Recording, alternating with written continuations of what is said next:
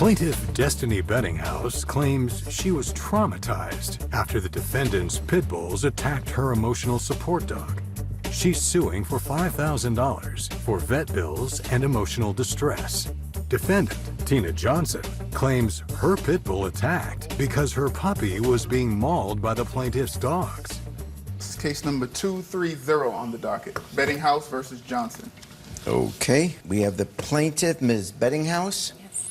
And you are suing your neighbor, Ms. Johnson? Yes. For $5,000 for a dog attack and emotional distress. Yes, sir. I have two dogs, Blue Ivy and Chaos. Blue Ivy is my emotional support animal. Yeah. I moved into the house, my neighbors, the defendants, 3 years ago. Yes. At which point I've had a lot of issues with their dogs. It's been an ongoing issue with the dogs being on my property.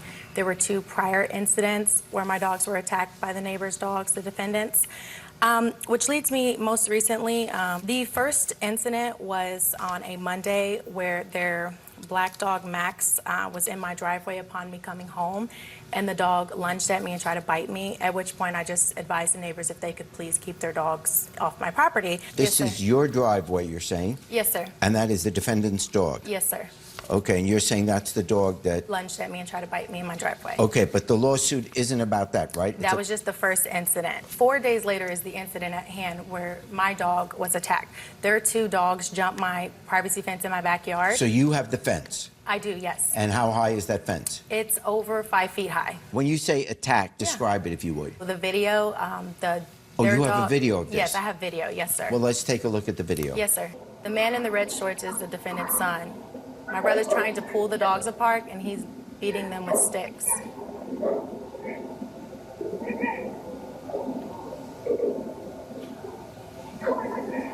Where is this fence? It's on the other side of the camera's viewing. There's a privacy fence, and the privacy fence cuts off to where it's a metal 5-foot fence, and the fence is bent down from the dogs jumping over. Now let me hear your side. Her dog had Max down to his neck, and Max is a puppy. And by who the are way. you? I'm sorry. I'm the witness. Oh, and your name is? Leslie Neal. Okay. And the reason why Bella jumped the fence was because her dogs had Max down, the puppy down. And Bella jumped over the fence, which it's not a good fence. It's old. rusted, I've been there for old. 50 years. It's living there, old. and it's rusty and it's old and it's bent. Okay, Because so Max is a puppy, so how would he jump a 5-foot fence? You know what I mean? My father actually extended the fence again. This is not an old fence. They say it's an old fence. No, my dad has extended this fence every incident. The fence has, I'm just saying, the Yes. fence better be higher because it's not Yes, working. it is 8 feet tall now. He's got plywood nailed to that fence. Well, she called it even 2 weeks prior when her dogs came in our yard and That is attacked not true. our dogs. Even accepting exactly what you say, the only case before today is your dogs getting into her yard, however they got into her yard, and biting your dog. Can I see the vet's bills? I have the before pictures and after surgery. Now, I can call my witness I have here today that she can attest to my dogs being not aggressive and being gentle creatures. Okay, I'll let you make a statement. You can come up. Well, my name is Nicole, and my daughter is 4 years old at the time. She is autistic, so my daughter has been over there numerous times. Her dogs are not aggressive at all.